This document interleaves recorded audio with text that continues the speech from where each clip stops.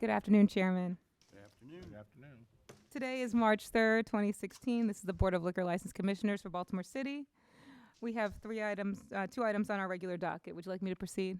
Yes, ma'am. Okay, the first item is Matthew Pierce, Harlan Inc. Trade name is Clavel, at 225-27 West 23rd Street. It's a Class B beer, wine, and liquor license, an application for a new B under requirements under Rule 2.08, requiring $200,000 in capital investment in restaurant fixtures, furniture, and equipment, and a seating capacity of at least 75 people. This also is a request for outdoor table service and off-premises catering. Just for the record, I did receive a letter of support from GRIA, the Greater Remington Improvement Association, which has been added to the file. Let's have them both sworn in as witnesses, please. Raise your right hands, please. Do you swear or affirm the testimony that you're about to give in this hearing will be the truth, the whole truth, and nothing but the truth? I do. Who would like to go first? I'm going to go first. I'm Will Bauer, B-A-U-E-R. I have a package for each one of you, gentlemen. Thank you. Thank you, sir. Good to see you. This is Matthew Pierce. He has Clavel. He's been open almost a year now, and he had the old-style D license and now is qualified for the restaurant license. If you want to take a look through the package. It tells a little about themselves. Their operations right now are Monday through Saturday. Do a huge amount of a dinner crowd there currently, but they want to expand to do Sundays brunch too. If you go to the next page, the letter of support from GRIA came in last night, and it's inside there. There's also some signatures that they accumulated from some of the local residents that I don't have any copies of. I can drop a bunch of copies to you. Go a little further on, you can see their menu process. They have some great, the capital breakdown's next. So they broke it down by category. So far to date, they spent $215,000. That's already expended monies. Then we have the menu. They have their food menu and their drink menu. They're known for Mezcal, which is like a smoky tequila. I guess the best way to describe it.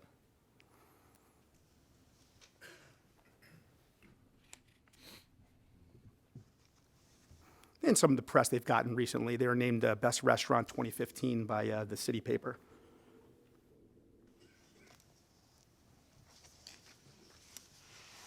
And then my very nicely drawn floor plans on the back page. They have 82 seats, not including the bar inside. Plus, they have already been approved for 24 outdoor seating spots, but we didn't include that in the count.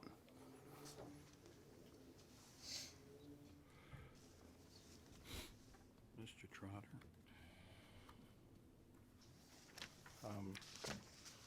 Where did the money come from? The 215,000. Well, plus you got more to spend, don't you? Yes, we have personal loans, private loans. With who? My family, and we're trying to get one from the bank right now. And they're going to put this license on there as an asset for that loan, right? At the bank? Uh-huh. Yes, sir. What bank are you thinking of going to? Bank of America. We also raise some of the money through our other business that we have that's nearby. Which is? W.C. Harlan. And, It's a tavern. okay, It's about a block and a half away. okay. And the community has any problem with this? Nope, we have a letter of support, sir. I have no problem with it. Harvey? Nothing to say. Under Article 2B, Section 10-202A2, I believe it meets the requirements as outlined, and I'm a yes. Yes. Yes. Excellent. Thank you very much. Thank you. Have a wonderful day. You too. There you go. Hardship extension. There you go. Thank you very much. Have a great day. All right, good luck. All right. All right, thanks, Will. Okay, the next one is a hardship extension for Tony and Francis Cruz. That is for TFCG LLC, Marchindos, and that's at 7133-35 Hartford Road. It's a Class B. Request for hardship extension under Article 2B, 10504D. I have two letters of support from the neighboring community in regards to this hardship extension. Let's have them both sworn in, please. Raise your right hands, please. Do you swear or affirm the testimony that you're about to give in this hearing will be the truth, the whole truth, and nothing but the truth? I do. Okay, who'd like to testify first? My wife. Okay, step up and speak into that microphone. You Okay. can pull it- Identify yourself. You can pull it down. Yeah, Okay, Francis Cruz, C-R-E-W-S. okay. And tell us what you're asking for. We're asking for a hardship extension. We have our restaurant up for sale.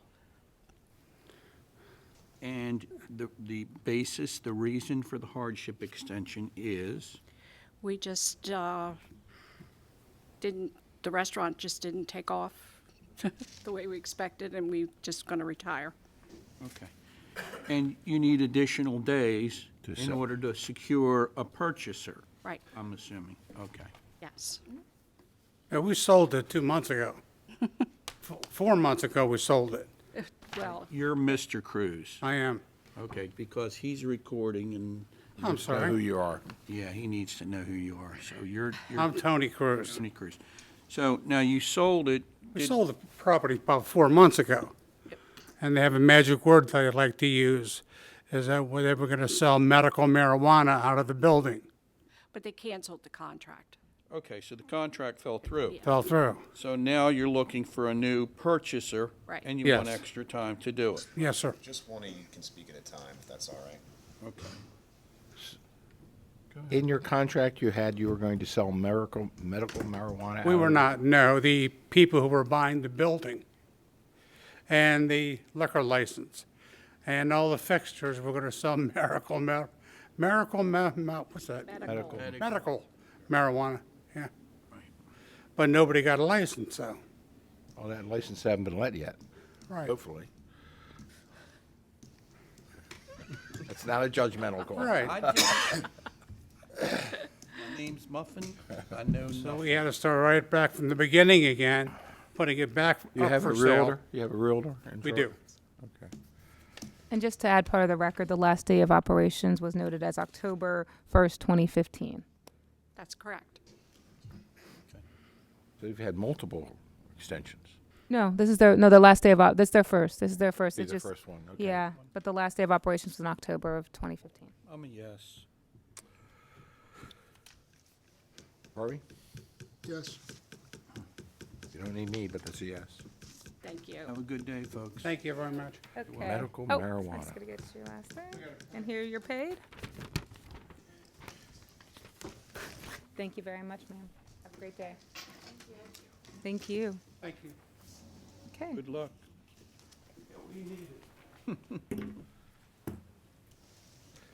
Okay. Want to keep it for the marijuana? The next item is Margaret McFadden and Joseph McFadden, M&J Properties, Glass Grill at 6804 Eastern Avenue. This is a violation hearing of a Class BD7. It's a violation of Rule 4.08, Relations with Wholesalers, that occurred on January 14th, 2016. This is where the State Comptroller's Office came in, and I believe that Agent Calvert will be here in order to talk about that. And then the second one is a violation of 4.16, which are the SDAT records, which are as far as for illegal conduct and not having that information. So those are the two charges. One is dated the 14th of January, and the other one is the 18th of February. Now, you don't know this, but before you turn around, if you don't want to be on the camera, you need to go down to that microphone. Otherwise, you will be on the cameras. Okay, Agent Calvert, thank you. Okay? Okay. Yeah. He's been on camera before, but he can go right there. Well, I'm trying Yeah, to keep that's you a off good the better. camera. trying to let everybody know Yep. what the deal is. All right, let's hear from you first, Agent. Okay, I'm Agent. Oh, we haven't had them sworn in. I'm sorry. Let's have them both sworn in. Raise your right hands, please. Do you swear or affirm the testimony that you're about to give in this hearing will be the truth, the whole truth, and nothing but the truth? I do. I do. I'm Agent Michael Calvert from the Comptroller Maryland Field Enforcement Division. Prior to September 2015, about mid-November, I went to the Glass Grill located at 6804 Eastern Avenue in Baltimore City, Maryland, to correct an issue with their sales and use tax license. Apparently, there was 3 different sales and use tax numbers that were associated with this particular business. And my job was to go out and ensure that they were using the right one to file their taxes under. When I got to the business during that time, I spoke with the person that was managing the bar, Zachary Kucha, and tried to work out some type of plan for him to go to the comptroller's office in Baltimore to correct that issue with the numbers and have them file under one particular CR number. And he has been working on that since. So on January 14th, 2016, I went back to the location establishment and spoke with his father, Mr. Kucha, William Kucha, and he declared himself as the manager of the Glass Grill Lounge. During that time, they were still working on correcting the numbers. They have been in touch with the comptroller's office, and they have been working with compliance to resolve the issue, but there were some certain things that they had problems with. I was also advised that they were attempting to purchase this the bar and lounge from Miss McFadden, who is the holder of the liquor license, and they were paying rent to her for the building and the use of the liquor license, and were supposedly had some type of agreement, executive agreement, for them to do so. While I was there on that particular date, I spoke with Mr. Kucha and asked for his invoices and records for the alcohol that he had in inventory at the location. I'd asked him if he had any other alcohol on the premises that he did not have records for, and he indicated that he did. He had an amount of schnapps and brandy and vodka that he told me that he purchased from a bar that had went out of business down the street, which is I believe that location was Tumbleweed Saloon. He said that he paid $500 from that business because they were going out of business, the Tumbleweeds was. So I seized the alcohol and completed the report. I have spoken with Mr. Kucha, and they have resolved the issue with the tax number, the CR number, and that's getting squared away. He was very cooperative and was honest. Do you have any questions of the agent? Yes or no? No, sir. Okay, what would you like to tell us? What's his name? Mr., it's William Kuchta. Okay. Kuchta. Yes, sir. Okay, go ahead. Well, the owner of the Tumbleweeds called me up and asked me, told me he was going out of business. Actually, he was closed, and asked me if I'd be interested in buying any of his stock. Okay. So I went out there and looked at his invoices, and I gave him half what they were. He had around $1,000 worth of stock, and I really didn't realize I was doing anything wrong, to tell you the truth. Okay. And that's about it. SDAT online records determine the corporate status. Has that been resolved, the corporate status? My son, I believe, resolved it this morning. Okay. You believe? Yeah, well, he did. We have to go up next week to see Miss Washington at the controller's office. She's given us a new number. You know anything about that? Yes, sir. I spoke to Zachary. I had not had the opportunity to speak with Miss Washington, but she does work there, and I'm pretty confident that that's going to take place next week. Okay. And based on the agent's testimony, I'm assuming that you have an operating agreement with Miss McFadden. We do, ma'am. Correct. We do, sir.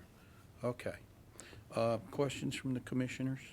Could you express that operating procedure to us so we can understand that you understand what's right and what's wrong? Well, we operate the bar in full. It's a bar restaurant. And we pay Miss McFadden $3,000 a month. But she And we have a 2-year contract.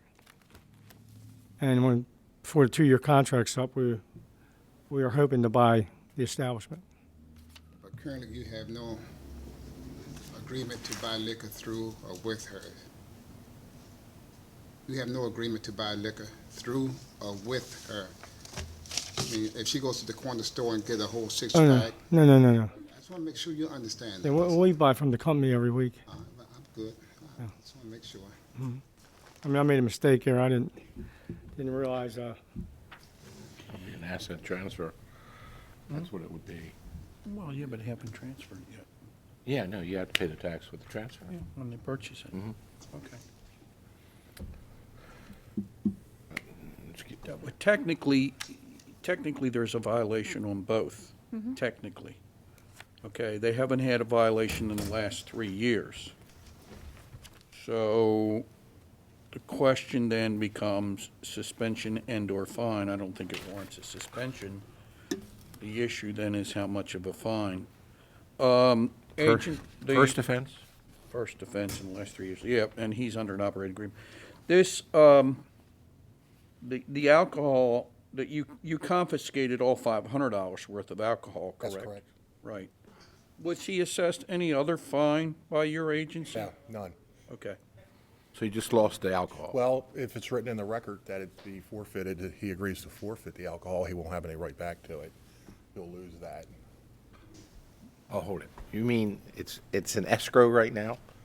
Kind of escrow fund for the alcohol? There's He- $500 worth of alcohol sitting? He can file for for forfeiture hearing through our agency, and if he can obtain records showing that the tax has been paid and it was legally purchased, there possibly would be some slim chance that he could get it back, but I well, I have no plan to do that. He doesn't, his testimony is he doesn't plan to get it back, correct? Correct, sir. Okay, so based on that admission that he's willing to give up the $500, my recommendation is a $250 fine and the $250 fine. That basically, in my mind, comes out to $1,000. No. $250 and $250. That's up to And the other. and 500 for Well, the alcohol? he's giving up the What will alcohol. happen with the alcohol He'll then? be destroyed.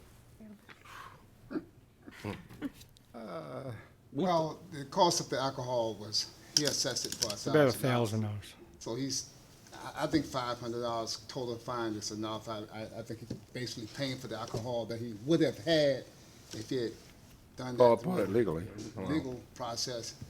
So he's paying it anyway, and he's not gonna have it, so I think it's a good lesson. I think he have learned that lesson well, so I agree. I don't think you were going to buy alcohol again under the, No. No. All right, so just so I'm clear, it's $250 and $250 on each one? Yes. yes. Yes? Yes. Okay. We're done. You can see. Good luck. You can see, Miss. Thank you, Agent. So you have 30 days to pay, total of $625. Okay. You're welcome, thank you, sir. Hard Good luck. lesson. Yeah. Just 1 second. All you had to do is get an asset transfer. Yeah, well, $1,000. well, Oh, I know. I'm not too late. There you go. Thank you very much, sir. Okay. Okay, what's next? I'm going to go to the end of the docket, and I'm going to have the case from last week called back up. This is in regards to, let me get you the address, sorry. Forward. Marinella Palomo Fiera, Inc. Trade name is Los Amigos at 5505 Hartford Road. This is a Class B, beer, wine, and liquor, a violation of sales to minors, 401A, on December 10th, 2015.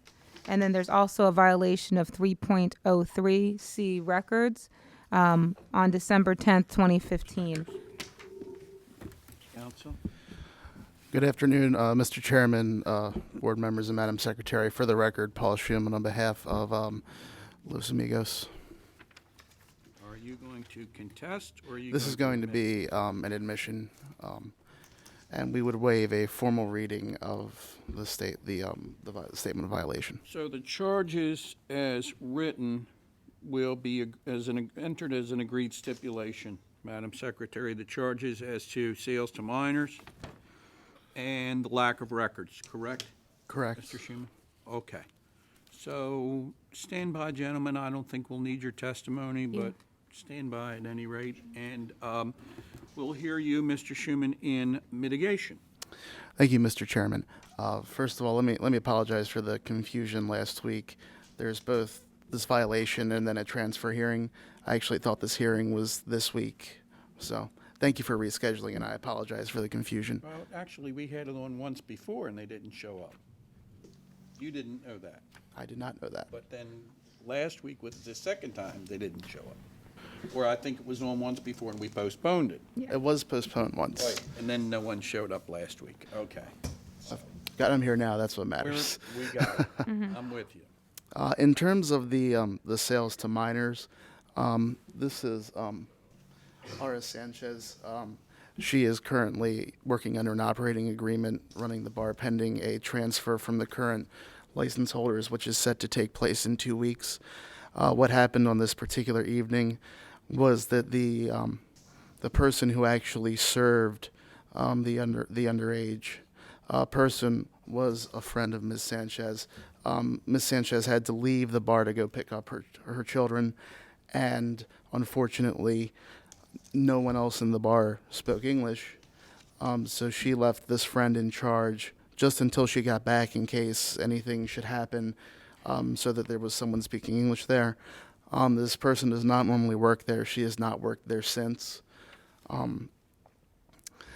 I believe this is a first-time violation in a period. I would request that you not deviate from what would be your normal fine, and I would, as it is a first-time violation, I would request that you not impose a suspension on the liquor license. What about the records? Is that because no one was there and the friend was there and she didn't know where they were, or what? I mean, That's my understanding.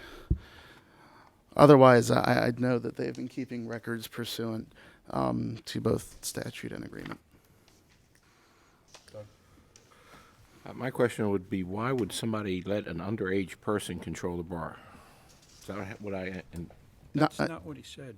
oh, no, there was, what, The person serving, they served a person underage, but the person Was who a was friend. Yeah, the friend working the bar. was she of age?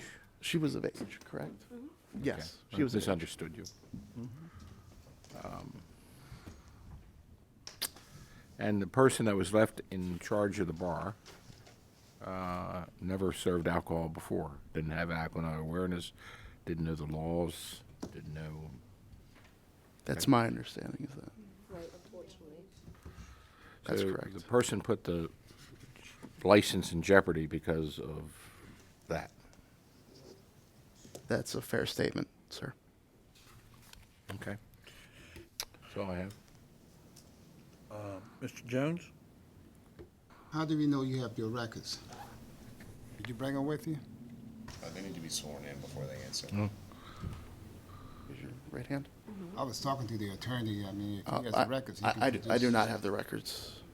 Do we know that they, to answer Mr. Jones' question, do we know that they exist? Have you seen them? I have not seen them now. So we don't know if that violation has been corrected. Honestly, I do not. Unless, let's just have her sworn in. Raise your right hand. 1 second. Okay. Okay. Do you swear or affirm the testimony that you're about to give in this hearing will be the truth, the whole truth, and nothing but the truth? Yes. Need her first name? Aura, Spell it. A-U-R-A. Thank you. Now, you were operating that day in question, and it was your friend that was serving, correct? Right. Okay. And you're the person that is going to be purchasing the establishment from the licensee, correct? Right. Now, Mr. Jones has asked about the existence of records. And so now if you would answer his question, then I think we'd move on. As records of what? Employee records. Oh, yes, we have that. Did you bring them with you? No. I wasn't aware that I had Do you to have bring one of them. the charges against you? So how do you think that you were going to prove that you have them if you don't show us something?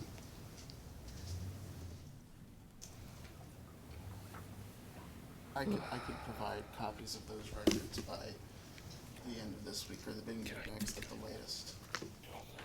That'd be sufficient. I just want you to know that you must have those records. Okay. They must be available. Understood. Send those to Ms. Bailey. Well, let's just wait and see Sorry. how we're gonna vote, So wait. okay? Well, it's already admission of guilt, so Yeah. I would say it's first-time violation. The lack of records hasn't been cleared up. So I would say it's $500 for both, not for each, $250 each. 250 and 250. Mr. Jones?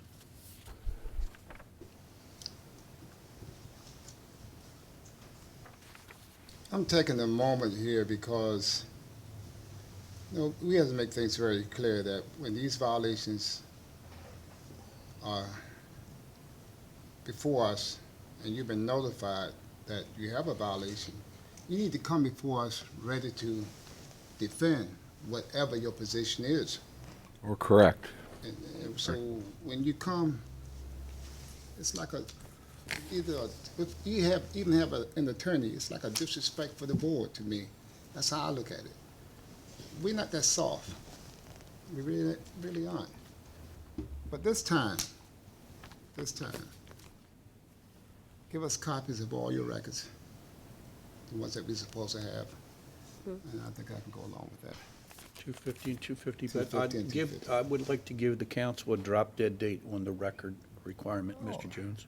No later than next week. Absolutely. If you haven't, it doesn't Monday? matter. Monday next week, Yeah, that's fine. By the close of business next Monday, to the liquor board. to the liquor board, okay? That's part gentlemen? of the notice. That's part of the notice. That's part of the minutes. What do you want to tell us, Mr. Foss, A.J. Bosley? I think that there's a little discrepancy about the person who allegedly was a friend. Can I make, Well, come on up. I mean, we've already, get sworn in.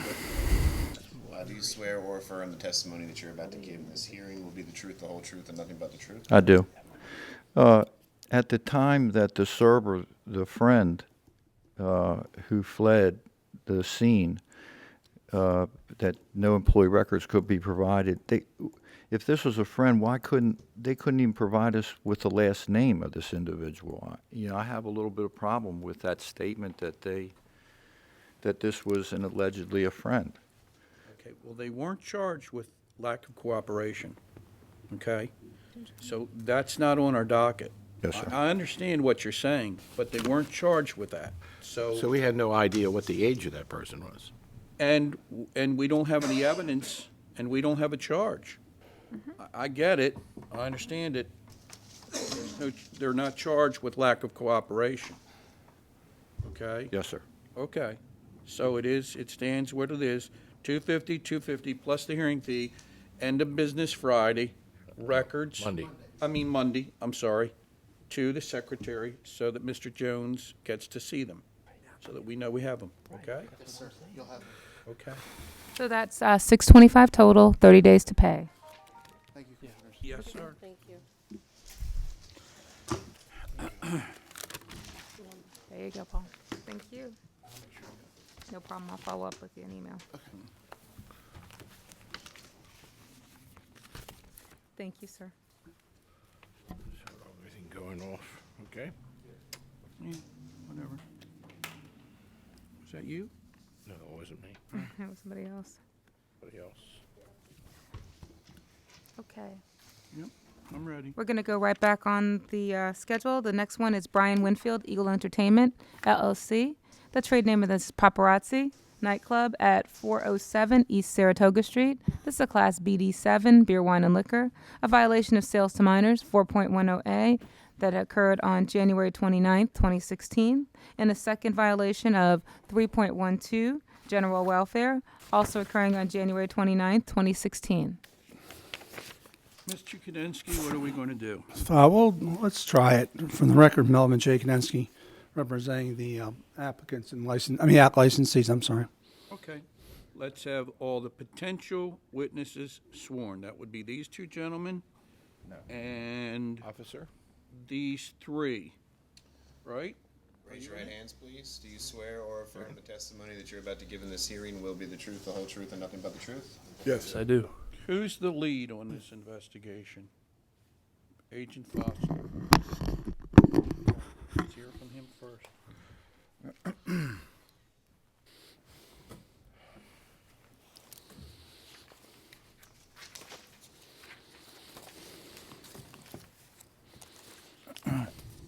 Agent Mark Bossler, Baltimore City Liquor Board. We had received information from the Combating Underage Drinking Task Force that was sent to the Liquor Board. This was promotional material for college nights at various venues.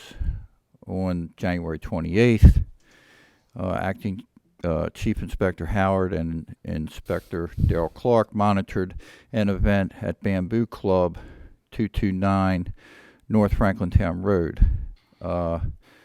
On January, now the event, there was supposed to be a second event, college night, at that same venue on January 29th.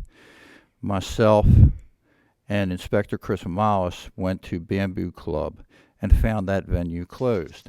Inspector Chris Amalis searched the various websites and found that the event had been moved to Paparazzi, also known as Pulse, 407 East Saratoga Street. I forwarded this information to previously involved district commanders in the Vice Unit, and on January 29, 2016, at approximately 11:30 p.m., we arrived at Paparazzi. We observed approximately 400 patrons inside the establishment. We asked for an actual count of a patron count, but nobody was able to provide us at that time. We noticed that there were approximately 5 hookah pipes in use inside the establishment, and then we began observing patrons who had alcohol, and patrons 21 and older had a fluorescent green wristband. At approximately 12:15 a.m., bartenders began to remove alcohol from the bar, and there were no further alcohol sales. However, at approximately 12:25 a.m., Inspector Chris Amalis and Detective Gatto observed a young African-American man inside the establishment vomiting in the rear of the club on an elevated balcony. This patron, Everett Moreno Hardy, date of birth was January 31st, 1997. He needed to be helped outside by club security, accompanied by Detective Gatto and Inspector Chris Amalis. A gentleman who identified himself as his brother also accompanied him. His brother stated that... Well, I'll object to what his brother stated. If he's not here, we don't even know who he is yet. Based on the information that you received, what did you next do, Agent Fossler?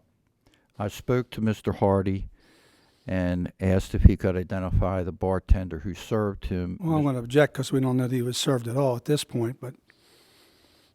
Based on the information that you received from Mr. Hardy, did you locate any bartender that may have served Mr. Hardy? No, sir. Okay. Mr. Hardy said he could not identify the bartender who served him. Okay. While speaking with Mr. Hardy, he had a strong smell of alcohol about him. He was very unsteady on his feet. Myself,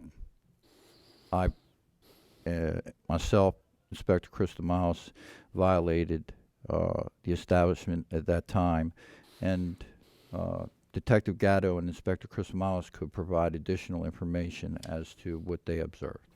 Okay. Mr. Kudensky, Yeah, Cross? just very briefly. Number one, there were no arrests, as far as you know. No, sir. All right. Number two, the staff there was fully cooperative, Yes, sir. and they had quite a few security, 15, 18, if you can remember, was a lot of security people. Approximately 18 security personnel. And what they would do, if you were 21, you received a wristband, and if you weren't, you had the X marks the spot or something like that, if you remember. I remember the wrist. Okay. People 21 and older had a fluorescent green wristband. And how long were you in the premises, your group? More than an hour? About an hour and a half. Yeah, so you were there watching this for quite a while, and there was nothing that out of the ordinary until you saw this gentleman here. Nobody witnessed the gentleman drinking. Is that correct? I did not witness. All right, that. as far as you know, okay. And nobody witnessed anybody serving him any type of alcohol? I did not witness. And he was not arrested, and he was allowed to go? That's what I understand. And there was no indication of how he got in or how long he had been there. Would that be fair? To your knowledge. To my knowledge, best of my knowledge, that's true. I have no questions. Inspector Christomalis. Anything additional? The only thing additional is when me and Agent Fossler got there, shortly after the Vice unit came to help us assist because of the amount of patrons inside. What we found odd is at midnight, the bar starts shutting down. As soon as we start walking around, the bartenders start pulling all the alcohol off the walls, off the shelves, and the bars were closed. When I asked the manager why the bars are closed, he says sales are down, they're not making any money, so they're going to close the bar. Within 15 minutes after that, they had a large security personnel. When myself and Detective Gatto were walking through, it seemed like all the alcohol from all patrons had vanished. No one was holding any drinks. It was the oddest thing we had seen. And at I'll that object time- to the characterization of odd. I'd like to wire deer him one if I could. Go ahead.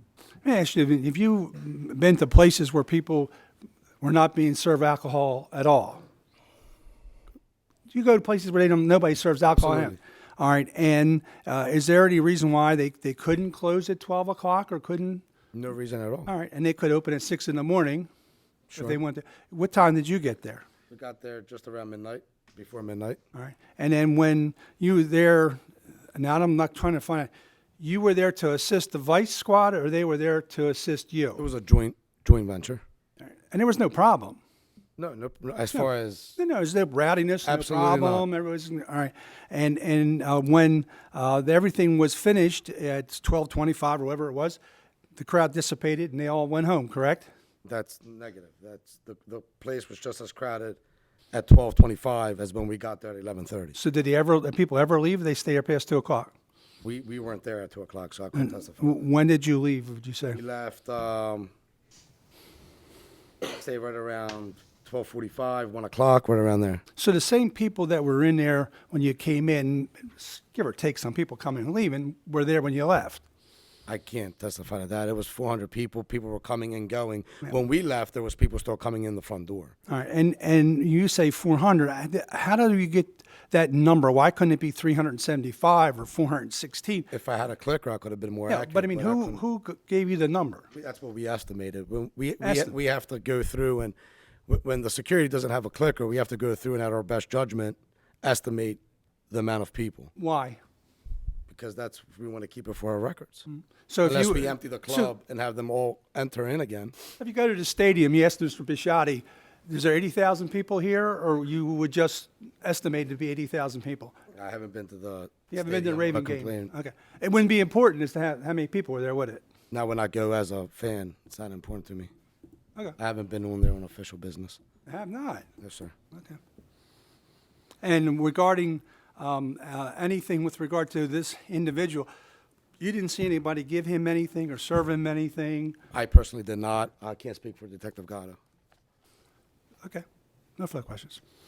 Detective Gatto. Detective Abraham Gatto, Vice Unit, Baltimore City Police Department. Upon arrival of this location, the first thing we asked, as we do in any location, is what is your capacity? The reason being is when we have large parties, there are fire codes. There are limits to what you can house inside of an establishment. That wasn't they couldn't do that at all. I worked in the Department of Corrections for 4 years I'm going to object. prior to my 10 years. That's the Department of Corrections. I just think it's important what happened here that night, what the Department of Corrections has to do with this is, Give me, I would just like to know what the basis is of your testimony. The with basis regard is to- I have in my past been able to count large yards full of individuals.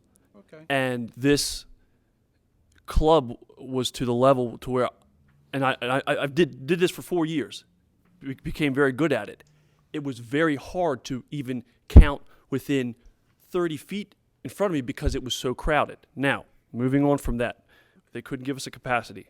Secondly, as Inspector Chris Amalis stated, the moment we got in there, it was apparent that security knew there was an issue, so they immediately started snatching bottles. They shut the bar down. I'm going to This was a happening party. I've got to object to This that. was Well, you can object, but was that something that you observed? observed it immediately. Objection overruled. The moment the staff there saw that we arrived, and especially there was liquor inspectors and a vice detective, a mood changed. But this party never stopped. This party was a happening party. The music was pounding. People were dancing. There was no thought that this party was going to end. I said to Inspector Chris Mouse, who was standing next to me, and we're observing things, I said, listen, I said, just wait here a minute. I said, they're cleaning this bar up. They're cleaning this place up, bar, club. They're cleaning it up. I said, but they can't clean up everything because there's so many people in here. I said, just wait, just watch. Sure enough, we see a young man right across the room from us on a balcony, profusely vomiting everywhere, all over people, that we had to go up and remove this young man with members of the security who helped us escort him out. But, you know, the attempt was made to clean things up. But again, this is one person that they couldn't hide the fact that this young man had been drinking alcohol. I'm going to object. To what? They couldn't hide the fact. I mean, where are we coming with this? What is he trying to say? What he saw is what he saw. That they couldn't hide it. He's going to talk for the club about them hiding it. We'll strike the part that they were trying to hide the fact that someone was there. Sick. At this point, myself and Inspector Chris Amalis and some of the security members had to actually walk this young man out of the club because he was unable to walk alone. Once we got outside, he tried to stand there. He was going to fall. He was staggering around. I sat him down up against the wall of the club because he couldn't stand. He couldn't do a lot of anything. We got his ID from him. We determined that he was underage. He had another male there with him who claimed he was the brother, who was underage as well. And this young man uttered when we were saying, "Why are you so drunk? Why so?" He says, "Well, I got a drink." And then at that time, I got to object if he's not here. I can't cross-examine him. Well, didn't a couple weeks ago, if you said you wanted people, I told you that you could summons whoever you wanted. Did you summons Mr. Hardy? No, I don't have any information on Hardy.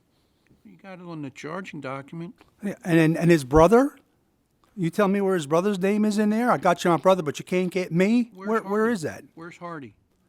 I don't know. I mean, I told you could summons anyone you wanted. And here's what you get. What's it blacked out? Who blacks it out? Did Who I blacked it tell out? you that you could summons whoever you wanted? No, I did. What I'm Okay, saying so is, where's Mr. Hardy. If you want Mr. Hardy to I don't testify, want where Mr. is Hardy. he? I'm I don't think I'm you not do. the one who has to prove the case. The case has to be proven by the proponents here. It's not me.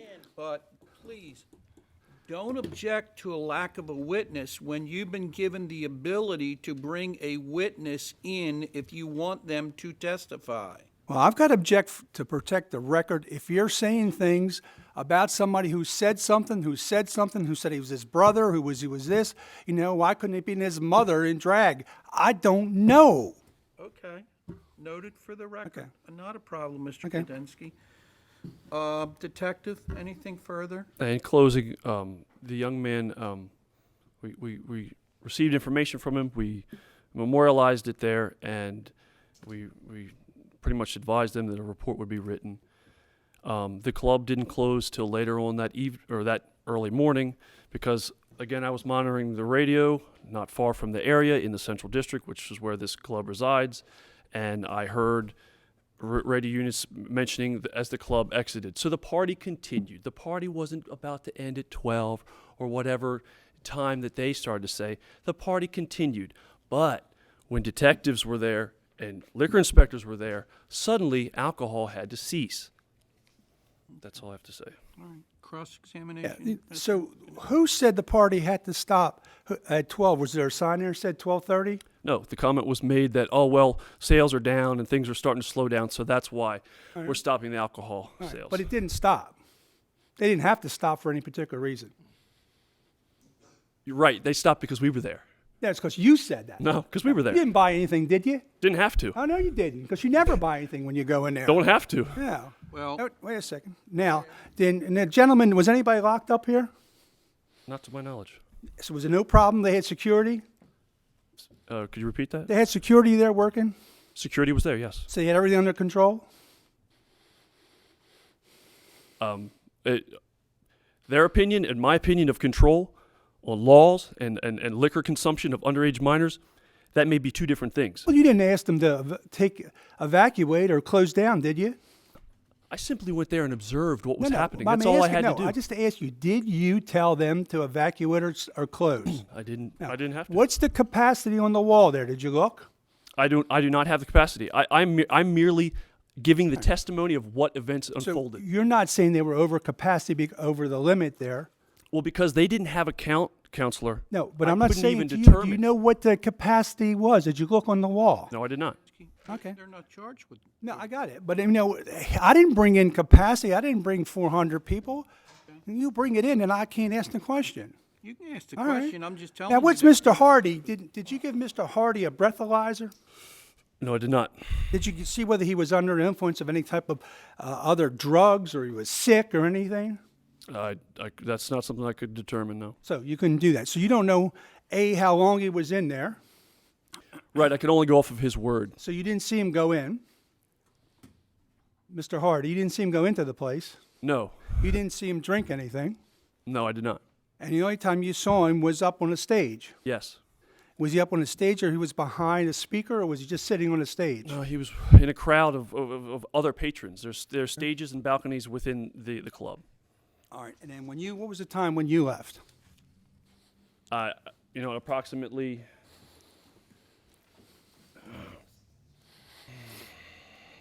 It says 01:10 hours. What says that? You're saying something says that. What says that? Tell me what you're reading from. Well, the report, because again, The report, is it your report? I did not write a report. I'm simply giving testimony on what I observed that day. So you left at 0100 hours.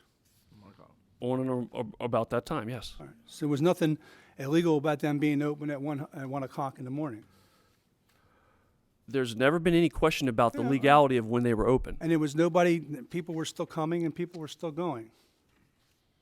Yes. Okay. And did you talk to the security people at all? Did you ask them to assist you? Somebody help you get the person out.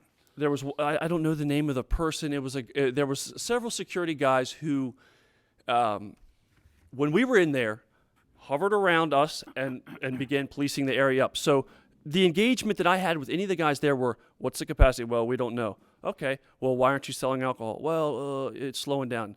Now, who did you talk to? Give me a name who you talked to. Nobody you say, well, now who was it? Was it Mr. Trotter who was in charge or Mr. Neal? Or I don't have a name. I didn't think so. I don't have a name for you because this is just a person that's working there. And you don't know whether they have authority to tell you anything, do you? Well, if they're their security, usually a security person. If you were knowledgeable on what happens in clubs at nights, a security person would have a clicker. And a security would have a right to sell or not sell alcohol. They have a right to set it down. Oh, we're not doing 8 minutes, so we're shutting it down. That's not true. Right. So. Exactly. But what I. Mr. Kaninsky, are you going to ask and answer your own question? There we go. I'm not getting. If I ask a question, I get the answer to something completely. Somebody being in the yard somewhere. I don't know what that has to do with it. Okay. I have no further questions. All right. I have a question. Yes, sir. When you went into the establishment, your testimony was you saw security guards, employees, staff members, taking alcohol off of the tables or wherever. Yes, sir. Was it being replaced with alcohol? No. So it was just being taken off. Yes. When you left at approximately 1 o'clock or 1:10, had the alcohol been replaced as far as you know? Not at all. Okay. That's all I need to know. Well, then, can I follow up on that, please? Absolutely. So when they were taken out, were they taking full bottles, half bottles, or empty bottles?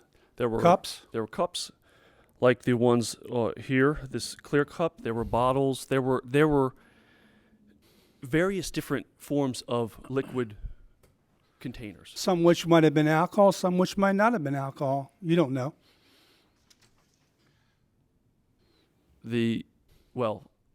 I would assume it was because the mention is we're No. I'm hold asking on, you to assume. we're not selling any What more happens alcohol. when you assume? The comment of the business was we're not selling any more alcohol. They didn't say Pepsi. They didn't say water. They didn't say sparkling cider. They said alcohol. Did anyone go into the bar after 1 o'clock? Any police officer? Not to my knowledge, sir. And you didn't know they were reserving alcohol, so no one knows that they were reserving anything to their patrons. Not to my knowledge, unless any of my companions here. Inspector? Agent Fossler, Balmer City Liquor Board. The alcohol on the bars was totally removed from the bars, all the bottles, and placed in underneath, in cabinets underneath. So it appeared that when you remove all the alcohol, every single bottle of alcohol from the bar, and place it in a storage area, that the intention is not to sell any more alcohol. Let me just ask you that then. What did they do with all the beer? I do not know. Well, they had beer. I was watching the bar, the bottles from the bar itself, and saw them remove all because the beer generally is not stacked on the bar. P and Coors. And they were. They didn't take the Coors and empty the Coors. No, Knowledge. all I observed was all the bottles being removed from the bar. Did the bottles have stoppers on them? Yes, And where did they put them? they put them in a Milk crates or something like storage that? area underneath of the bar. So it would be nothing wrong with them putting bottles in a storage area. No, Okay, and you left there about 1 o'clock. yeah. So you, I'm saying about. 1:10. Yeah. Kind of. Did you interview the inebriate? Yes, sir. In your opinion, was he inebriated beyond? He was drunk. As I stated in my report, Commissioner, he smelled very strongly of alcohol. He was weaving. He was very unsteady on his feet. That's what I observed. Well, in reference to that, as a follow-up, if I may, you didn't see him come in. No, sir. You didn't see him buy anything. No, sir. You didn't see him drink anything. No, sir. And you didn't. And nobody gave him a breathalyzer. No, sir. Nobody knows if whether or not he was ill for any reason. No, sir. Okay. No further questions. Mr. Jones? You guys said it all. Mr. Kudensky, go ahead. I have another question. Eagle Entertainment is just the owner of this one license? Well, Hold on, who's that? Who's talking? That was Mr. Trotter. Mr. Whitfield, is that who's speaking? Someone answered besides Mr. Kudensky, so. Yeah. Eagle Entertainment owns Paparazzi nightclub. And your name is, sir? Brian Winfield. And they advertise by them. How did it get transferred from one location to the other? What location are we transferring? They said that they went to one that's college what night that's bar. what they said. We always rely on their testimony. Well, he's asking him a question. He doesn't know. You don't own Bamboo House. That's his answer. You don't know. Well, he's entitled to ask him a question. I understand, but it's not our case yet in chief. But I mean, I'm not trying to make this more difficult than it really is. It's not the Kefauver trial here. Nobody's going to be a commie. Isn't there at the wind? What had happened is on the online advertisement for the college night at the original place, when me and Agent Fossler got there, the location was closed. After going through social media advertisements, we saw that it said has been canceled, and then another event was established at this location. And do you contract with people for a college night? A promoter came to us and asked could he do a college night, a back to school night. You've heard this before. Say it again, sir. We've heard this before. Promoters coming We in. stopped doing college nights a long time ago, but it was just but that night we allowed him to have a college night there. And usually we follow procedure in having, we X out anybody underage, and we put people in wristbands that are above age, and security walks around to make sure that they see somebody that doesn't have a wristband on, to take the drink from them and actually have them leave the club if they're not of age. Did you see that Mr. Hardy that night? Did anyone on your staff? No, that night. What, can I make a motion before we even have to put any testimony on it? What's your motion? Motion is to dismiss because there's no testimony that the Dismiss which count? There are two counts. for 4.01. Because there's no testimony here that anybody sold any alcohol. Granted. All right. And regarding the 3.12 general welfare, Denied. Now, do you want to know why, or can I just? I don't know. That, You want to save the record? I could. I mean, like I've Go been ahead if I've you been want known to do that at times. I know you have, but go ahead, do what you want to do. You don't like Mr. Kadinsky? Wait a second. Well, you guys want to get up here? I'll get. I don't know. It All just right. seems I'm looking at No. eye contact. And he's just No, but I'm looking saying at is when you say the general welfare, there's been no testimony that any general welfare from the community, nobody was locked up, nothing happened. Made a decision. I know, but I'm just making said that denied. I just said that the charge was denied and we're going to move forward with the charge. I didn't make a decision, Mr. know. Kadinsky. I understand that, and I'm not faulting you for that. Okay. Okay. I'm just saying that at this point, I believe there is a prima facie showing by the inspectors and the detective that there might be a greater chance that there is a general welfare issue than not. That's up for the commissioners to decide. That's all I'm saying. Okay. Can I call a witness at this point? Absolutely. Let me get the security man here. Get your name and address for the record, please. James Timpson, 8927 Waltham Woods Road. Timpson, Timpson. Now, you work security. How long you work security there? About 15 years. All right, and then on this particular night, how many security people would you have had working? About 18. All right, and along with that, when the police came and the persons from the liquor board, you assisted them, is that correct? Yes. All right, was anybody locked up or was there any problems with that night other than this one individual that they had to take removed? Was there any problems at the door, on the street, traffic, any kind of problems? No. So it was a normal night where people came, they had a party, and then they left. Yeah, it was actually a slow night. Slow night, okay. And so there was nobody from the community that at all complained. And in fact, there is no community there, is there? No, not directly around the club. No, unless there are people on 83 is driving on top of you. You're underneath on 83, is that correct? Yes. All right. And along with that, the gentleman that they wound up coming out of the club, nobody saw him come in the club, is that correct? Not to my knowledge. You told me he was up on the stage and apparently got ill and they took him out, is that correct? Yes. I have no further questions. I have no questions. Mr. Trotter? No question. Mr. Jones? No, you answered my question. Okay.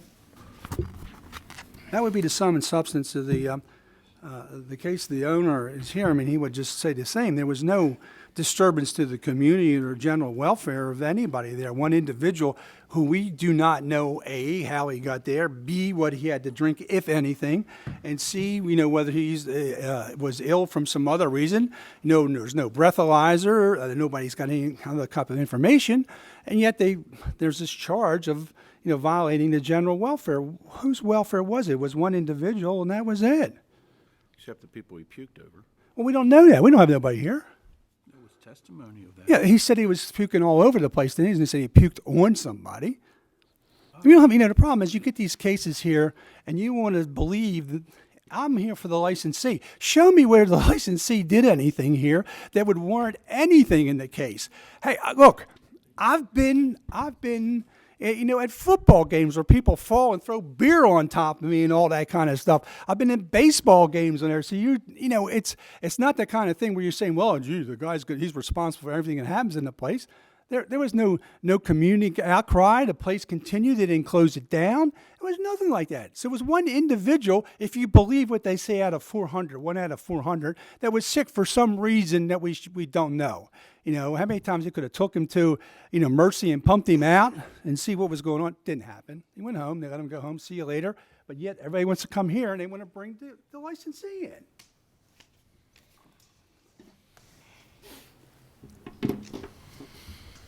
I find the sale to minors doesn't, I agree with your dismissing that.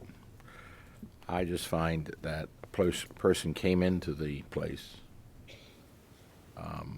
under security. They had security watching the place. Somebody came in, either he was inebriated before or after, and he got sick in the place. And it was obvious that, well, it's not obvious, but we don't have to be strict rules of law. I find it guilty on the second charge. Mr. Jones? I find it hard with 18 security guards posted throughout the place. And as this person is, as Exhibit 1 identified in writing, that the person vomited inside the place, and he and the police, as well as one of the security, escorted the person outside. That tells me that something was wrong there. If the person was sick, then somebody should have provided him some assistance. If 18 security guards there, you should have been able to recognize that. I just believe that these police officers have the experience, they've been there before, they have the knowledge. They can tell when the person is drunk. And I just can't, and I know you, Brian, just for the record, but I just can't write this one off. I mean, I say guilty. We have two. Madam Secretary, are there any prior offenses within the last 3 years? No, sir, no violation since 2009. Okay, you got two. I don't think it warrants a suspension, but fines. It's the first fine, so at $250. Mr. Jones? I agree. It's because, yeah, 250 is good. I agree. It's unanimous. 250 on the second violation, general welfare.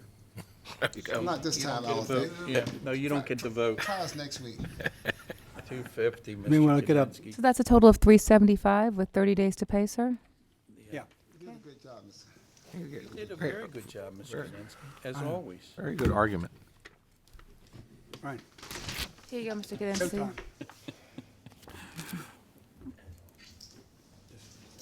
Yeah, that's for you. Thank you, Brian. Look, great. 30 days to pay, Where we're April at now. 3rd. Big 375. one, Clara? I don't know. I don't know what's next. Santa Clara's, oh, here it is. Revised. It was? It's the Uh-huh. administrative fee. Oh. Every time, yeah. They have public welfare and legal conduct. And we have playbook. What's next? It is playbook. Sorry, sir. I'm just, let me make sure I get the right one. I think it is playbook next. Let me make sure I'm not. Okay. No, it is Santa Clara, excuse me. Santa Clara. Yes, Juan Portillo LLC. Trade name is Santa Clara. That is at 529 South Bond Street. This is a Class BD7, violation of 3.12, There should be public welfare. There's also a second charge of 4.16, illegal conduct, on February 18th, 2016. Just for the record, I did receive a copy of the trader's license information from Mr. Kudinski, and I will pass it out to you. I believe he will provide that as evidence for the second charge of 416, illegal conduct. I suspect that we're going to have a trial. We're going to have a hearing? Yeah, and we got some video too. It's pretty graphic, but Okay. So everyone that intends to testify, please raise your right hands.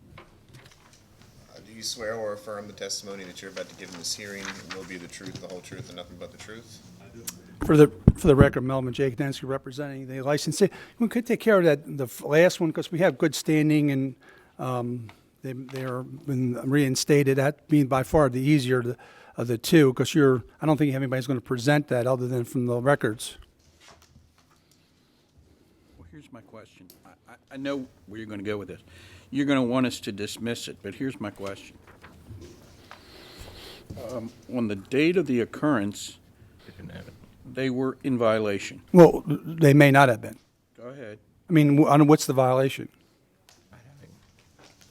Forfeited as of February the 18th, entity's corporate status. That's not illegal, per se. This means that they can have a problem doing business, which they then correct. It's not an illegal. They can still operate. Give me 1 second. I'm not trying to make this a, No, I hear Manson you. murder trial. It's probably a poor choice of words here at this Yeah, point. it probably is a bad choice of words. Oh, now we hear from Madam Secretary. 4.16. I just want to read the rules if you don't mind. So the corporation that had the license was not in existence at the time. No, what happened is they need to be reinstated, in which they did be reinstated. Corporations. If I Yeah. lose my SStat, it's not a corporation. But if I'm you- sued, I'm doing No, it on my own liability. No, you can still do business, even though you're not. You're still doing business Yeah, as as a private corporation. enter- No, you're not doing that as a corporation. I think if you read the annotations, you can still bind the corporation if you sign a contract. You can't use that as an excuse.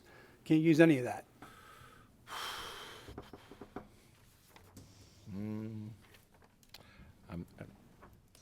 4.16 says the licensee may not commit or allow the commission of a licensed premises to act. Is that what we're talking about? 4. No.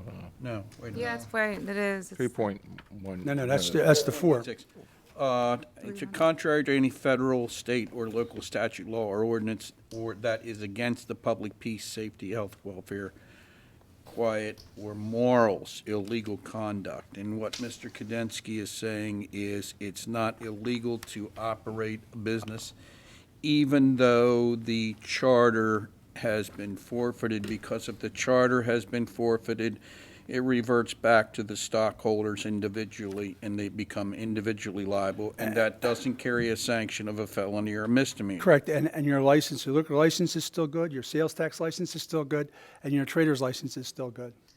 You just wouldn't be able to renew your liquor license unless this was brought into good standing, which it has been.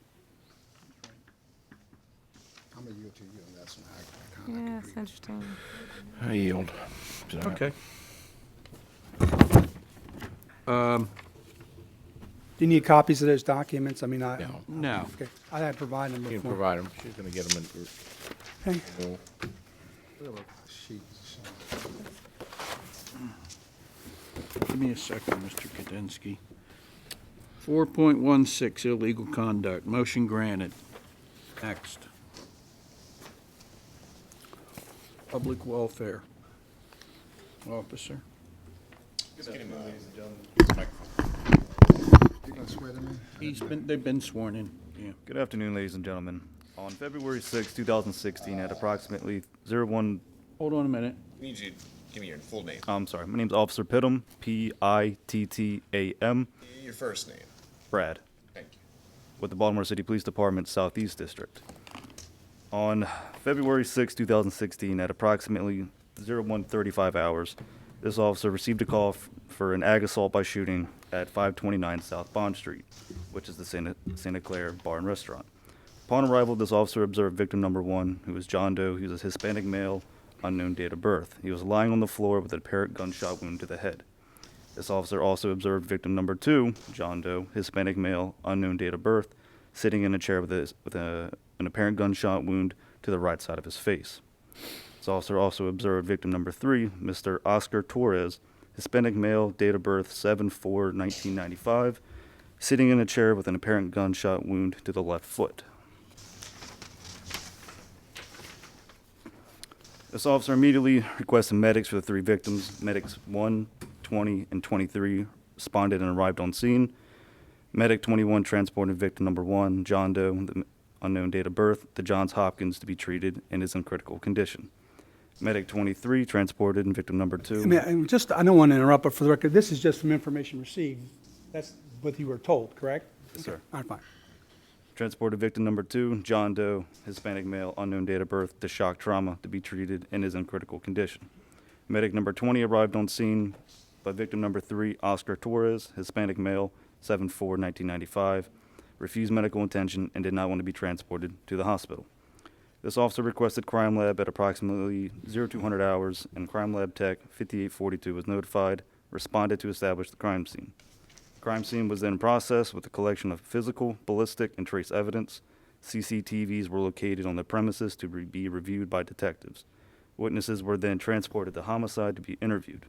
This officer then notified and advised homicide of the situation at approximately 0 to 10 hours. Detective Sergeant Brown and Detective Ragland came and assumed control of the investigation and see additional reports of the other victims under the same CC number. Further investigation revealed that when I went to review the CC video surveillance of the actual incident, the 2 apparent suspects in question were sitting at the bar for approximately 45 minutes to an hour. The 2 initial suspects were sitting adjacent to him on the other side of the bar. All were just sitting there, all drinking, just having a good time. It is unaware if they made any sort of communication or any sort of contact with one another at any point in time. One of the suspects, he left the bar, went outside for a couple of brief moments, came back in with a bag. Within a couple moments later, he withdrew a handgun, an unknown caliber.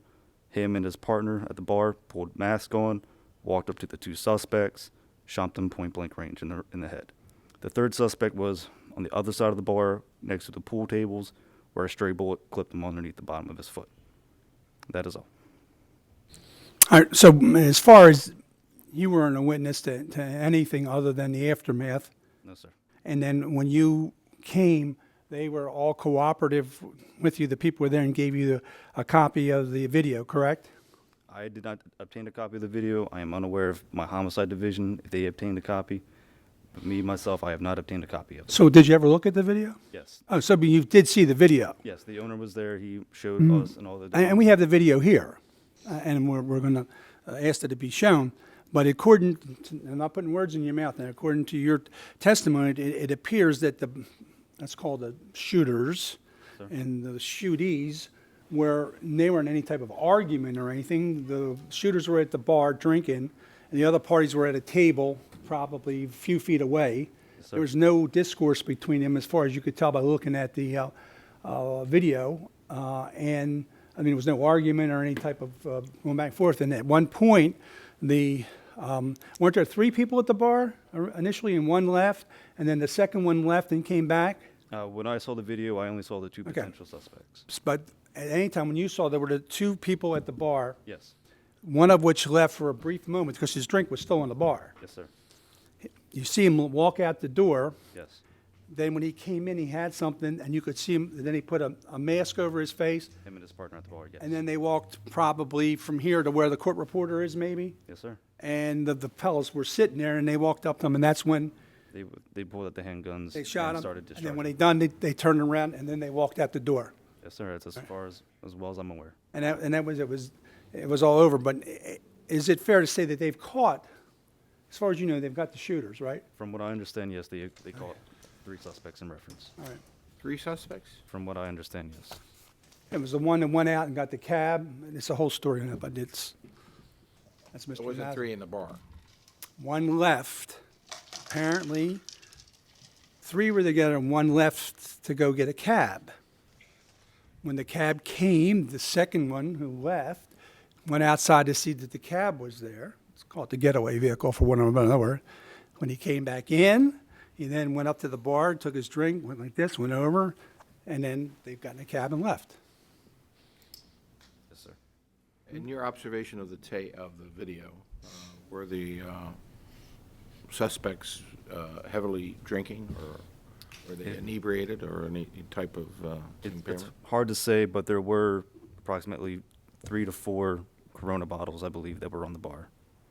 So There was 3 of them up there, so there was 3 Corona bottles and there were 3 people were at the bar at one time. So I'm unaware if they were intoxicated Okay. at any point. Well, you could tell by the That would be video.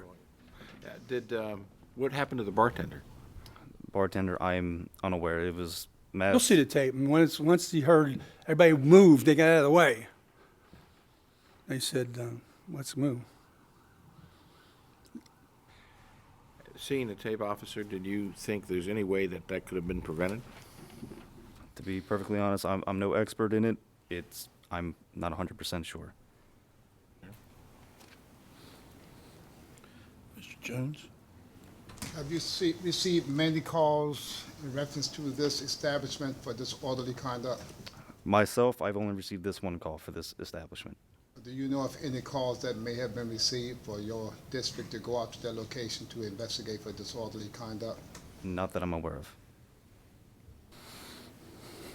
We don't have any record of that. I make a motion at this point because I don't know what the licensee, anything that the licensee could have done in this case, based on the testimony that's given here, that would have warranted, any type of, apparently it was an isolated incident where somebody decided they took these people and they targeted them and then they walked out. I mean, we got the film. You want to look at the video. I mean, you see it. I mean, you see somebody actually being shot and killed. I mean, and they walk out rather cavalierly and they're gone. Is this related to any type of gang violence? Do you know? From what I understand, I'm not 100% sure. It doesn't seem. It seems like it was planned out from the very beginning. I'm no expert in the crimes and relationships on what they do, but in my personal opinion, I believe that it could have been a hit or an assassination attempt. It was an assassination. Oh, it was an assassination. I apologize. Harvey? I have no questions, but I'm ready to vote. How about my motion? He has to deal with Oh, no. I mean, I wanted to know if you want to see the tape. It's only about 8 minutes. Commissioner Trotter said he didn't need to see the You know. Well, but I mean, I'm just going to get to see a couple people shot. no, but I mean, it's pretty Testified, spontaneous. cross-examined him. That's what I want to say. There's nothing that the licensee could have done. And you actually, if you see it, it's bada bing, bada boom, and it's gone, and everybody scatters, and the guys walk out, and that's it. We have no one from the community here.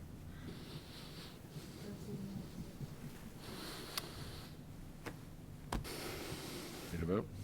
Or what, how about his motion? Well, I have to deal with this motion first.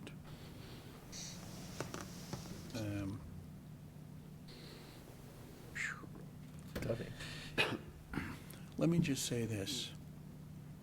I don't necessarily agree with the way the law is written in terms of the requirements and the responsibilities of the licensee.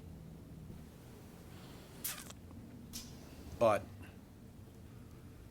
there was an occurrence in an establishment by a licensee.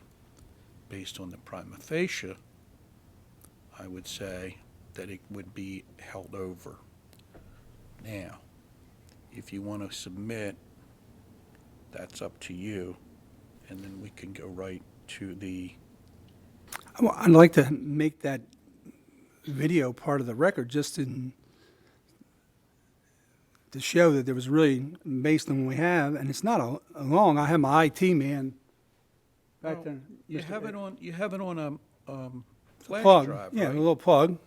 We have a copy of it. We can But actually you- admit that into evidence. if you Well, yeah, but the part that, I mean, you see the people cooking in the kitchen and all that. I mean, I don't know that we have it down to the point where they left and come back in and they're talking. It's up to you guys what you want to see. Got to be given by the police. But that my IT guy. Video can be doctored. Can be doctored. You got to have the evidence from the, chain of evidence on this one. Well, Mr. Trotter's question is the chain of custody, and whether or not this was the complete video of the occurrence and not. Would you like me to testify? We got that Pam from, Hurdle? we got it from the licensee who gave it to the police. He doesn't need to be sworn, by the way, since he's an attorney, but go ahead. What I'll testify to the video is we have an hour and 45 minutes of footage from about midnight to about 1:45, and then from that point, it's another 20 minutes. The cops are there at that point. We have all of it. We'll give you everything. We have taken the 5 or 10 minutes around the occurrence and clipped that down. We didn't even watch every minute of it. The situation is the whole night, nothing's really happening. Checked every 5 minutes. There's no commotion at any given time. These 3 guys are at the bar most of the night. One of the guys leaves. The other 2 guys are there. One of them leaves, comes back, nonchalantly sits at the bar, finishes his beer, puts a mask on, and that's what happens. This happened inside the establishment. Would you like to watch the video? No, I just want you to answer the question. The shooting occurred in the establishment. The 2 gentlemen were in the establishment who did the shooting. For whatever reason, they put masks on. They must not assume that there was the video footage, so the security cameras certainly did their job.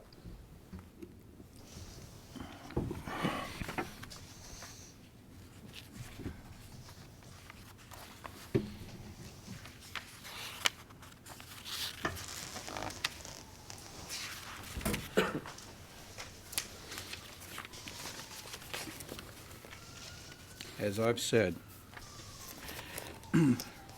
Rule 3.12, licensees shall operate their establishments in such a manner as to avoid disturbing the peace, safety, health, quiet, and promote the general welfare of the community. I don't necessarily agree with the wording of the rule, but I didn't write the rule. I'm required to follow the rule. I think that the burden on the licensee based on that rule is intolerable, but it's not what I believe. It's what the law says. But can I add for the record, it would need, if you follow the law as it's written in rule, actually, it's not law, that the licensee would have to have done something or known that something was going to be done.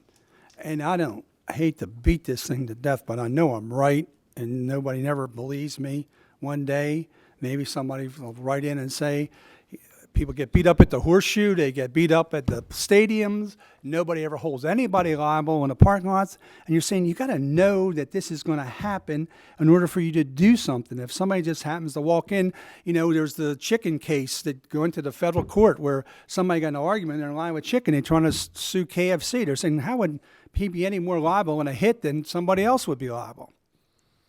I think in this case here, this just cries out that said this is nothing the licensee could have done, or it's like a voice crying out in the desert. How would he operate the establishment? Stop this. He couldn't. It says licenses shall operate. Okay, he's operating this establishment. How is that? How could he operate it any other way?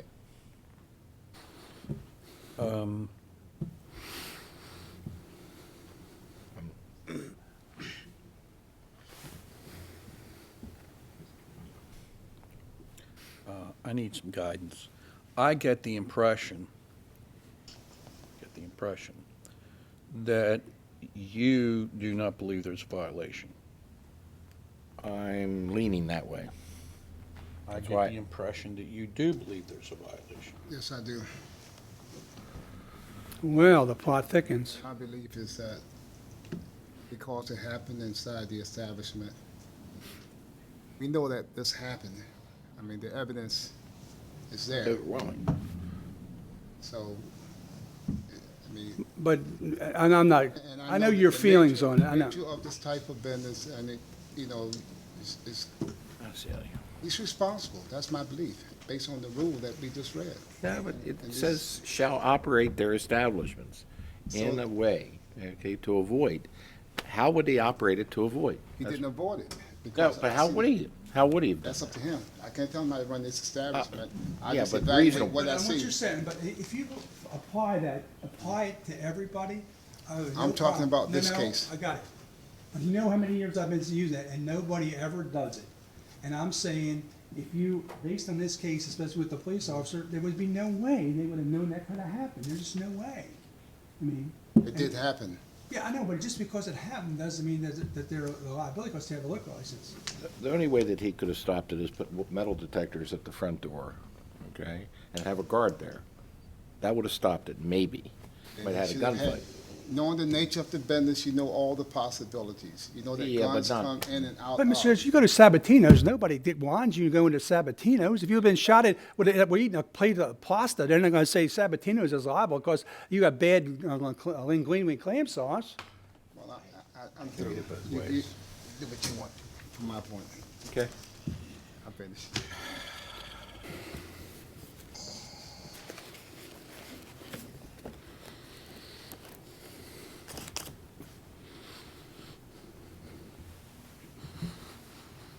Mr. Kadensky, I'm going to hold it in. Do you want to submit? Or do you want to present evidence? Yeah, and then lastly, you could go to Panera's, and there was a shootout in Panera's, which. We already heard that. I know, fine. I said I'm Panera's, I going used to to. hold it in. Okay. Do you want to submit I'll or sub- present evidence? Other than for part of the record, the plug, and that's it, we're done. We're going to give that to her. I don't think there's a suspension here. What do you recommend for the fine? I have none. 0. What do you recommend for the fine? 500, based on the past violations, I said 500. Hold it, what violations do they have? Past violations? It's in 2012, there's a violation. Oh, And, 3 years. yeah, Sale after hours. it's still after hours. When in 2012? It is in September of 2012. So you're past the 3-year mark. I just wanted to make. Past the You're past 3-year your 3-year mark, yep. Is there some type of notation someplace written say after 3 years you can't use it? We don't. Our board doesn't. After 3 years, this board doesn't recognize it. I know Mm-hmm. it before, but we changed it to make it 3 years. Mm-hmm. I still say 500. I still say 0.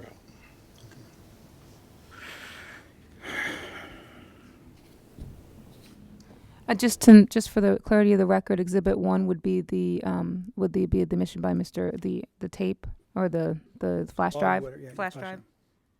I'm going to be Solomon. Mr. Kadensky. 250. Now, one of those have to agree, or we have a problem. Well, I'm going to agree with the 250 because I don't think he needs to walk away with no fine. Okay. There we go. Said song Hallelujah, someone struck a sacred chord that David wrote for the Lord. So that's a total of Like music, 375. much do ya? This is not part of this case. No, but it's a good No, analogy. I'm just asking the officer, how could they have prevented it? Are we off the record on this? Yeah, Off just the record. Off the Okay. record for now. To be honest, it's kind of hard to say. I mean, most bars around that area, they do have security guards in that area. There has been a lot of recent bar violence, bar activity recently. So one security guard could have definitely prevented it, but it's kind of hard to say. Okay. Unless they wanted them. Unless they, so we're off the record, Mr. Jones, going to take a break. Mr. Christomalis, you don't want to testify or say anything about this, do you? Or do you? It's off the record. I mean, I went and did a routine right afterwards, did an inspection, but And everything was besides that, okay? I don't have anything to offer on this case. About the tattoo or anything? Well, look, I would not Okay. prefer I got not it. to testify. I got it. Okay. We got it. Remember that song about the old tattoo lady? No, We came to town to see the old tattoo lady. No, I don't know that. Just- Tattoo from head to knee, and on her back she had a genuine Union Jack. Mr. Kadensky. Thank you very Find much. this stuff. I don't know where he gets it from. I thought he was going to say, Lydia, the tattooed lady. I just I thought don't that's know where where he he was going to gets it go. from. Oh, I gave I read Mr. that, Kadinsky yours. Yep, that's it. You want to, oh, wait, to pay. 375. Anyway, we're You wanna off pay now? while he Okay. goes Yeah, to you the just need me men's a check? room. Do you have a Mr. check? Priebus, we happen Yeah, to it's be fine, off check's perfect. because we lost a commissioner or two. So we're off for a couple of minutes. What are you doing? I'm just going to go talk to Thank you for coming in. Director of Finance. And I will put on their paid, I can't imagine if there's so much animosity against Santa Clara, why isn't any community here? Don't, please. You know. I think I gave you everything I have. Let me check them out. We have Mr. Priebus next. Yeah, Mr. Peeves. Mr. Previous, who do you have with you? Huh? So I can get his name. Playbook. Just to get his Oh, name. Fernando. Oh, F-E-R-N. we all will.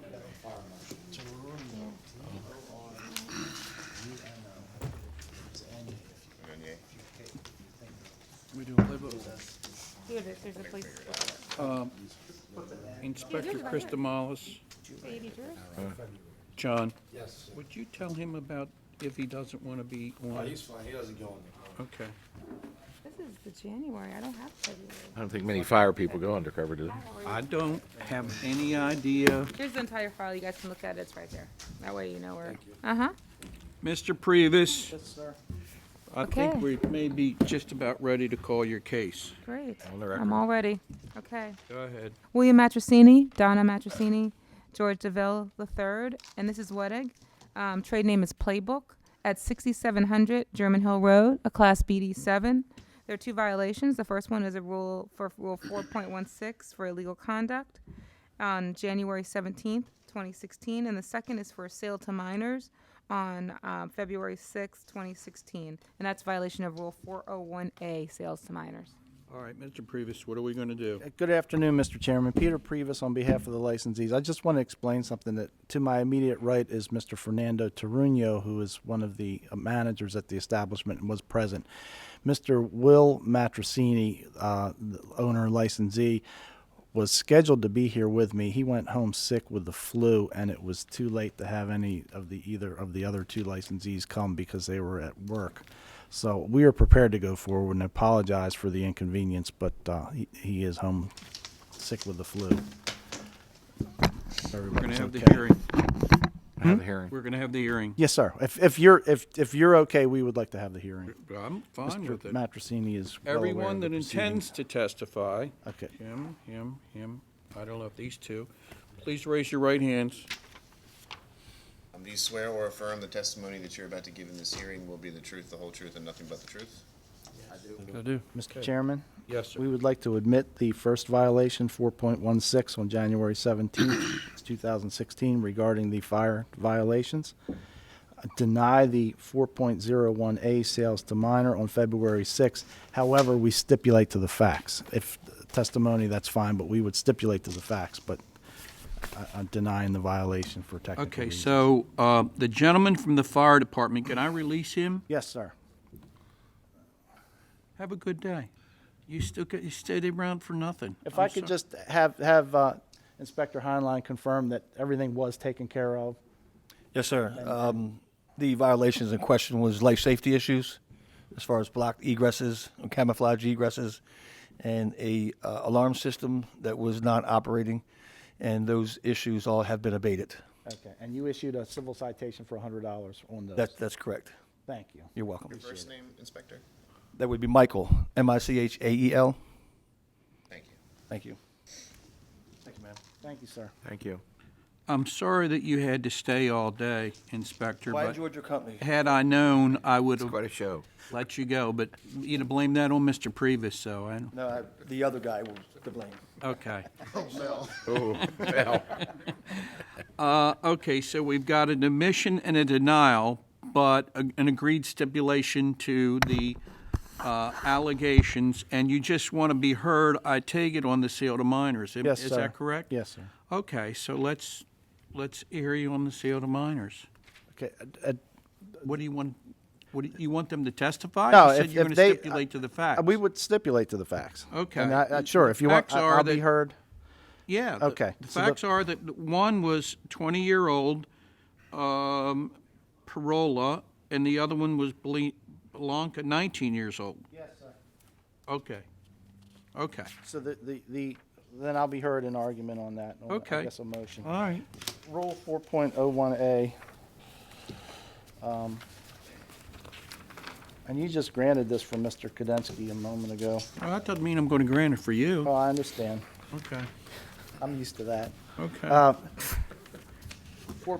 Rule 4.01, minors A, no licensee shall sell or furnish alcoholic beverages to any person under 21 years of age. The second part of that I don't believe is applicable here is, or to any person with the knowledge that such person is purchasing or acquiring such beverages for consumption by any person under 21 years of age. The allegation is that two individuals under 21 had one had a Corona bottle of beer and the other one had a pina colada, both alcoholic beverages. Rule 4.01A, I know what the rule is, and you're going to sell tell me or that furnish since they didn't sell it to Article them. 2B, Section 12-208, D is an actual violation for minor in possession of an alcoholic beverage on the premises. The proper charge would be 12208D, not 4.01A, and for that reason, I move to dismiss. But you are omitting the sale to minors. Yeah, we stipulated those. No, not the No, sale. no. He's admitting to Admitting that there were minors. Illegal conduct. Yeah. Minors, yeah, we admitted the fire violation. So your argument is that when they went in and found the Corona and the Pina Colada, that basically, based on the stipulation, there's no proof that it was sold to them. Correct. That they could have walked into it. Your other argument is that what they should have been charged with is a different charge, which, for the record again? Article 2B, Section 12-208D. Possession on the premises of alcohol by a minor. And the But board has followed that for many years. But we also believe that there was a furnish, that was furnished to them, and I think that's a testimony. There's no proof. Well, It that's says why t- you haven't allowed us to have the testimony. I think that we need that testimony, wouldn't that be? I think it's too late for the testimony now because I stipulated to the facts and I was heard on argument. We're going to change the testimony now? No, Well, The facts is that two minors were on the premises in possession of an alcoholic beverage. okay. Now, let me just say this to you. Hockheimer says that an agreed statement of facts cannot be amended, supplemented, contradicted. A stipulation of facts can, however, be agreed, amended, or have additions or corrections. Okay. That's the law. So the only thing that I want to hear from either one of the three of you is a response to Mr. Priebus's argument about the sale of the alcohol. If you cannot testify to the sale, then I don't want to hear from you. I don't want to hear that they had it because that's in the stipulation. Okay? Is there any one of the three of you that can testify that someone at the establishment actually sold to these individuals? Did you question anybody? Just to clarify, are you asking if we witnessed the bartender serving The minor? the minor? Yes. Then me, no, I did not witness it. Detective Gatto? No? No, sir. Detective? No? No, sir. Motion granted. Thank you, sir. Now, we're back to the first, which is the violation where he paid $100. There's a technical violation. The question is, fine. Mr. Jones?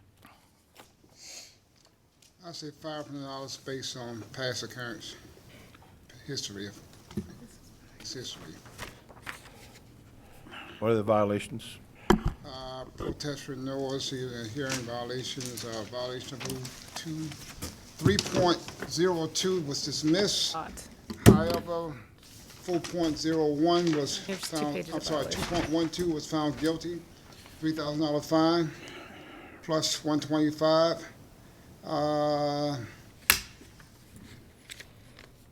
And I can't use 2013, yes, 2013, yeah, 2013 hearing, violation of Rule 1.18 guilty, and $1,500 administration fee, and $1,500 plus 125 total fine, 1,625. That's enough. And what are you recommending? Just 500. I mean, it should be more, but I'm looking at something that was corrected, fire-related. The fire relating has no bearing on the history this bar has. I don't know that. All I know is you can use past. No, what I mean, the history of the bar is not a good history. I would say it's $1,000 fine. And I'll change my comment. I'll change to match up that $1,000 fine with you. Okay. You don't need my vote. $125 administrative fee. And the administrative fee. Thank you, thank you, gentlemen. Good day, Mr. Appreciate it. Previs. 30 days to pay, Mr. Previs. Thank you. Thank you, gentlemen. Thank you, gentlemen. Thank you, gentlemen. What do you want me to I say? almost got to that point. You're right. What? You're absolutely right. What are you gonna do? You know, you follow the Charge your law. own charge. See, we like you, but it's Mel. When I see Mel, I get warm. Go off the record. Off the record. Off the record. There you go. You're welcome. You gonna Oh, let the yeah. press? Thank you.